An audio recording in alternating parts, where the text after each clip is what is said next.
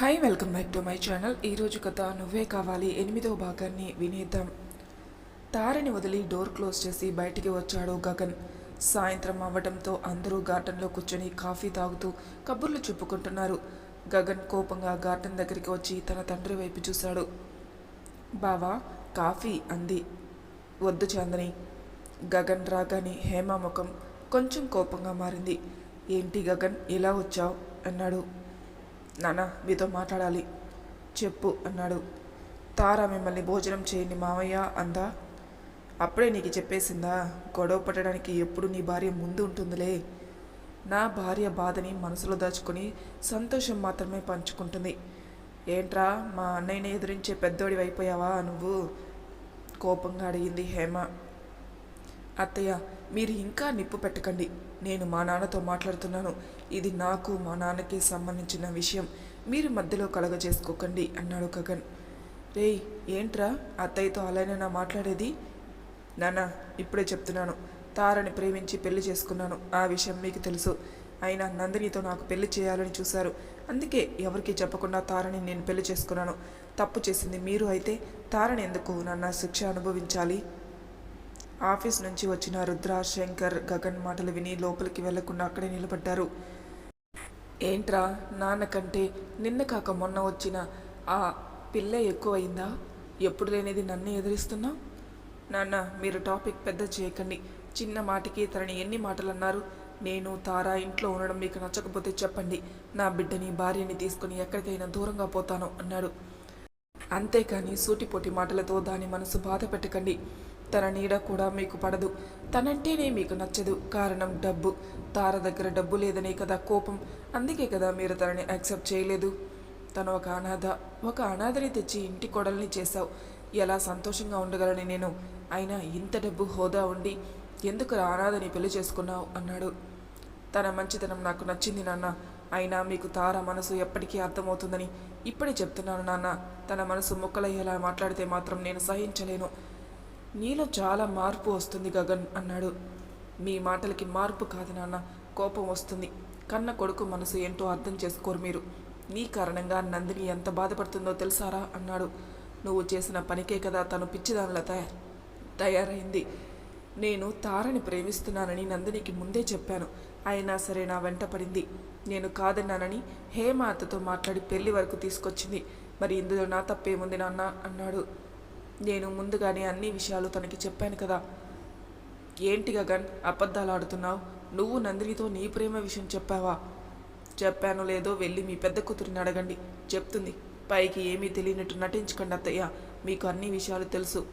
తెలిసే అంతా చేశారు.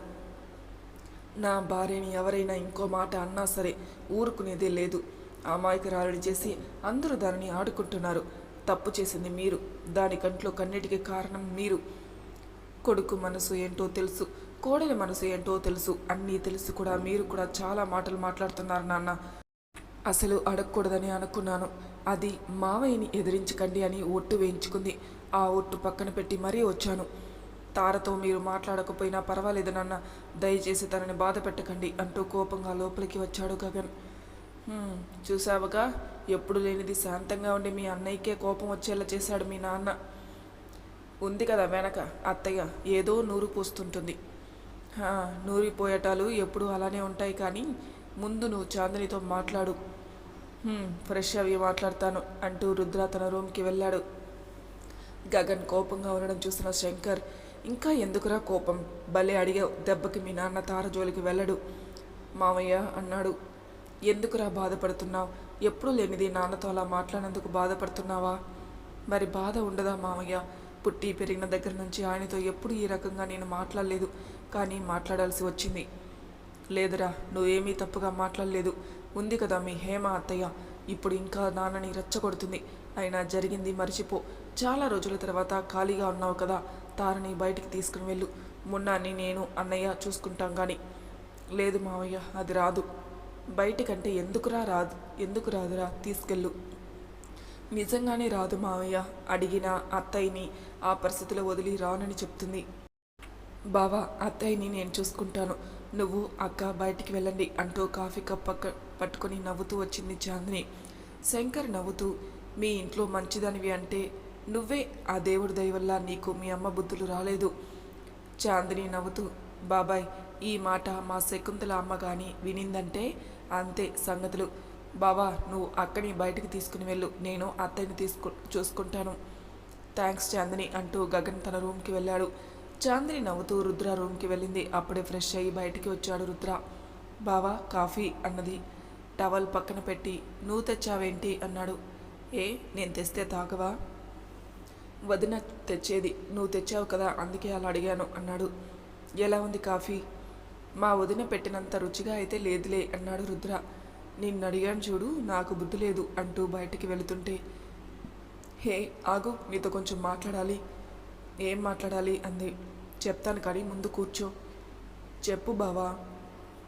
అది మా నాన్న మీ అమ్మ నిన్ను నాకిచ్చి పెళ్లి చేయాలని చూస్తున్నారు.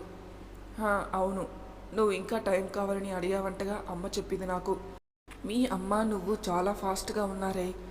చాంద్రి నవ్వుతూ, మామయ్య చెప్పారు కానీ ముందు చెప్పు, ఎవరినైనా లవ్ చేస్తున్నావా? రుద్ర షాక్గా, నీకెలా తెలిసే? మామయ్య చెప్పాడా? బాబాయ్ నాకెందుకు చెప్తారు?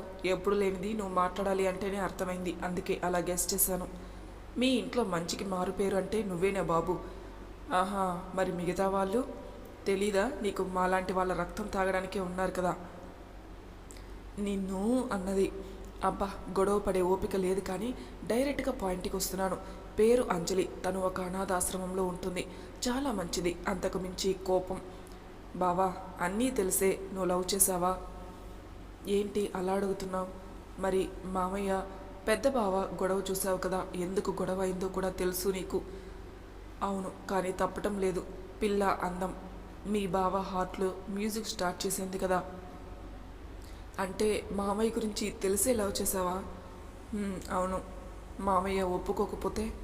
మామయ్య సంగతి పక్కన పెడితే ముందు అది ఒప్పుకోవాలి. అంటే బావా, నువ్వు చెప్పేది నాకు ఒక్క ముక్క అర్థం కావటం లేదు. One side లవ్వే. అంజలి ఇంకా యాక్సెప్ట్ చేయలేదు. అది యాక్సెప్ట్ చేస్తే చాలు, మీ అమ్మ సంగతి మీ నాన్న సంగతి నేను చూసుకుంటాను. అవునా? ఈ విషయం నీకెందుకు చెప్పానో నీకు అర్థమైందా? అర్థమైంది బావా, అమ్మని నేను మేనేజ్ చేస్తాను. నువ్వు పెళ్లి గొడవ ఇంకా మర్చిపో అన్నది. నీకెవడొస్తాడో తెలియదు కానీ నిజంగా వాడు చాలా లక్కీనే అన్నాడు రుద్ర. ఎందుకు బావా? ఇంతగా అర్థం చేసుకునే మనసు చూసి ఎవరు పడకుండా ఉంటారు? మరి నువ్వెందుకు బావా నాకు పడలేదు? నీకంటే ముందు మీ అక్కొచ్చిందిగా, అందుకే పడలేదు అంటూ నవ్వాడు. చాంద్రి నవ్వుతూ, సరే అత్తయ్య దగ్గరికి వెళ్తాను. చందు అంటూ పిలిచాడు. మళ్ళీ ఏంటి బావా? నా మాటలకి నువ్వేమన్నా ఫీల్ అయ్యావా? చచా లేదు బావా, అయినా నీ మీద కూడా నాకు అటువంటి ఫీలింగ్స్ లేవు. నీలాంటి హిట్లర్ని భరించడం అంటే మాటలా? నిన్ను అంటూ చాంద్రి నవ్వుతూ పరుగున వెళ్ళిపోయింది. దీనికి నిజంగానే మంచి మొగుడు రావాలి అనుకున్నాడు. ఏమైంది? తెచ్చిన ఫుడ్ పక్కన పెట్టి చందమామని చూస్తున్నావు? ఏం లేదే అంటూ అంజలి చీర కొంగుని భుజాలకి కట్టుకుంది. అంజలి, నిన్నొకటి అడగనా అంటూ అంజలి పక్కనే కూర్చుంది శ్రీజ. ఏంటి? రుద్ర కోసం ఆలోచిస్తున్నావా? ఇప్పుడు తన గురించి ఎందుకే? అంటే బాగున్నాడు కదే, అయినా ఎందుకు నీకు నచ్చటం లేదు? ప్లీజ్, నోరెత్తితే చాలు ఎన్ని వంకర మాటలంటే ఆ మాటలకి సిగ్గుతో తలని గోడకేసి కొట్టుకోవాలనిపిస్తుంది. అంత రొమాంటిక్గా తను.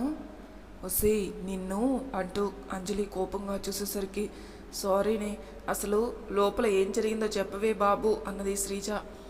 ఏం జరగలేదు, ఎప్పటిలానే నన్ను పెళ్లి చేసుకో అంటూ రచ్చరచ్చ చేశాడు. అంతేనా? ఇంకేం చేయలేదా? అంటే నీ ఉద్దేశం ఏంటి? బయటే పబ్లిక్ ప్లేస్లో నేను నడుము పట్టుకుని దగ్గరికి తీసుకున్నాడు కదా, లోపల రూమ్లో కనీసం ముద్దైనా పెట్టాడో లేదో అని. శ్రీజ అంటూ కోపంగా అరిచింది అంజలి. వద్దులే, ముందు భోజనం చెయ్యి, నాకు నిద్ర వస్తుంది, పడుకుంటాను. కాసేపు కూర్చోవచ్చు కదే అన్నది. లేదే, నీకు తెలుసుగా నిద్రని ఆగలేను నేను. శ్రీజ కిందికి వెళ్ళింది. అంజలి భోజనం ప్లేట్ తీసుకుని తింటూ ఆలోచిస్తోంది. ఆ రాజ్ నా వెంట పడుతున్నాడు. మధ్యాహ్నం కూడా ఆఫీస్కి వచ్చాడు. ఇలా అయితే కష్టం. రోజు ఇలానే జరిగిందంటే గౌతమ్ సార్ బ్రతిమలాడైనా పెళ్లి చేయాలని చూస్తారు. ఎలా రాజుని వదిలించుకోవాలి? పోనీ ఉద్యోగం మానేస్తే చాలా కష్టం అవుతుంది. అది చాలదు అన్నట్టు ఈ రుద్ర కూడా నా వెంటే పడుతున్నాడు అని తనలోని తాను ఆలోచిస్తుంది. ఎంతసేపు తినకుండా ఆలోచిస్తావు? తిను ఫాస్ట్గా. అంజలి చుట్టూ చూసింది కానీ ఎవరూ లేరు. చీకట్లో ఎలా కనపడతారు నీకు? నీ పిచ్చి కాకపోతే. ఆ వాయిస్ గుర్తుపట్టిన అంజలి ప్లేట్ పక్కన పెట్టి కోపంగా వెనక్కి తిరిగింది. చీకట్లో రుద్ర రూపం కనిపించడం లేదు. మబ్బుల చాటున దాగి ఉన్న చందమామ నెమ్మదిగా బయటికి రావడంతో ఆ వెలుగులో రుద్రాన్ని చూసింది. 2 చేతులు కట్టుకుని అందంగా నవ్వుతూ ఆమె వైపే చూస్తున్నాడు. ఆ వెన్నెల వెలుగులు అతని అందం మరింత రెట్టింపయింది. నువ్వెలా వచ్చావు అని అడిగింది. చెప్పాను కదా నైట్కి వస్తానని, మర్చిపోయావా? పిచ్చి పిచ్చి వేషాలు వేయకుండా ఇక్కడి నుంచి వెళ్ళు.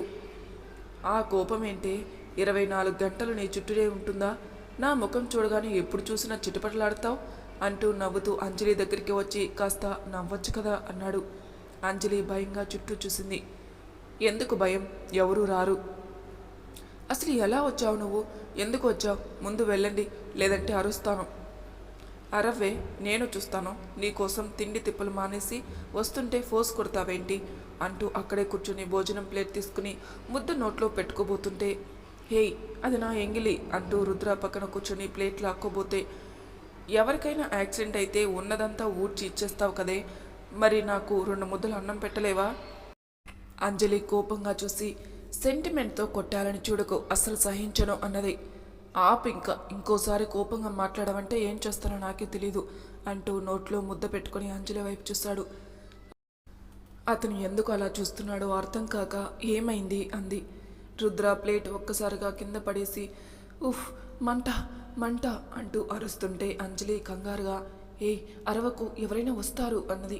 నీ అంకమ్మ, నోరు మండిపోతుంటే అరవక ఏం చేయాలి? డిస్కో డ్యాన్స్ చేయనా? వాటర్ ఇవ్వు అంటూ దగ్గుతూ పైకి లేచి చిందులు తొక్కాడు రుద్ర. అంజలి గబగబా వాటర్ తెచ్చి రుద్రాకిచ్చింది. రుద్ర వాటర్ తాగినా మంట తగ్గకపోవడంతో ఉఫ్ ఉఫ్ అంటూ అలానే ఉప్పుకున్నాడు. తగ్గిందా మంట అంటూ అతని ముఖం చూసింది. 2 కళ్ళల్లో నుంచి నీళ్లు వచ్చేస్తున్నాయి. ముక్కు అంతా కూడా ఎర్రగా అయిపోయింది. అతని పరిస్థితి చూసిన అంజలి గబగబా కిందికి వెళ్ళి 2 నిమిషాల్లో పైకి వచ్చి, ఇది తిను, మంట తగ్గుతుంది అంటూ చాక్లెట్ ఇచ్చింది. రుద్ర చాక్లెట్ తీసుకుని తిని వాటర్ తాగి, ఎలా తింటున్నావే ఇంత కారం? బాబోయ్, 5 నిమిషాల్లో నరకం చూశాను. అంజలి నవ్వుతూ, 5 నిమిషాల్లో నరకం చూశాను అంటున్నావు, మరి ఎలా నన్ను పెళ్లి చేసుకుంటావు? నాతో జీవితం ఇలానే ఉంటుంది రుద్ర, నాతో నరకంలాగానే ఉంటుంది. రుద్ర అంజలి కళ్ళల్లో చూస్తూ, కొటేషన్ చెప్పింది చాలు, ఎక్కువ మాట్లాడావంటే ఒక్కటిస్తాను. నిజమే చెప్పాను. నేను తినే తిండి నువ్వు తినడానికి ఎంతగానో కష్టపడుతున్నావు. నన్ను పెళ్లి చేసుకోవాలంటే ఇలానే జీవితాంతం కష్టాలు పడాలి. నీకు నేను కరెక్ట్ కాదు రుద్ర, మీ స్థాయికి నేను తగిన దాని కాదు.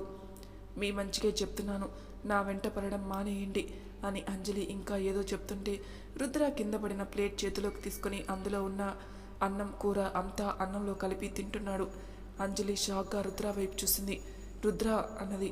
అన్నం అంతా తిని హ్యాండ్ వాష్ చేసుకుని ఒక్కసారిగా అంజలిని కోపంగా ముందుకు లాక్కొని, నీతో నరకమేంటి? చావుని కూడా భరిస్తాను. ఇంకోసారి నీ మాటలతో నన్ను బాధ పెట్టావంటే ఏం చేస్తానో నాకే తెలీదు అంటూ కోపంగా ఆమెను వదిలి అక్కడి నుంచి వెళ్ళాడు. మరి తర్వాయి భాగంలో ఏం జరుగుతుందో నెక్స్ట్ ఎపిసోడ్లో తెలుసుకుందాం. అంతవరకు నా ఛానల్ని సబ్స్క్రైబ్ చేయని వాళ్ళు ప్లీజ్ సబ్స్క్రైబ్ చేసుకోండి, లైక్ చేసి షేర్ చేయండి. మీ అభిప్రాయాలు నాకు కామెంట్ రూపంలో తెలియజేయండి. Thank you for listening.